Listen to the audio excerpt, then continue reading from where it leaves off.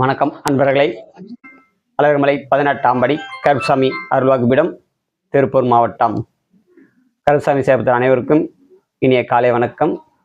நம் அருள்வாக்குபீடத்திற்கு வருகிற கருப்பணசாமி சேவகர்கள் கேட்ட ஒரு சந்தேகம், எங்கள் வீட்டில் இருக்கிற ஏவல் பில்லி சூனியத்தை நாங்களே ஏதாவது தாந்திரிக முறையில் சரி செய்ய முடியுமான்னு கேட்டீங்க. அதற்கான வீடியோ தான் இது. இந்த வீடியோ முழுமையாக கேளுங்க.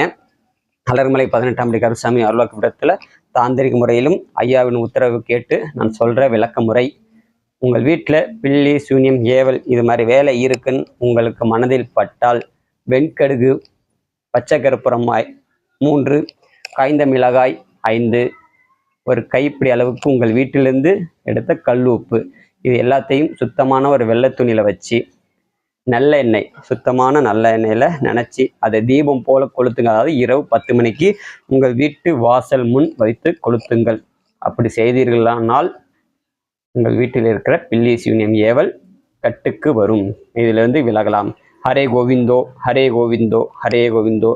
என் வீடியோ பிடித்திருந்தால் யூடியூப் சேனலை சப்போர்ட் பண்ணுங்கள், ஷேர் பண்ணுங்கள், லைக் பண்ணுங்கள். நன்றி, வணக்கம்.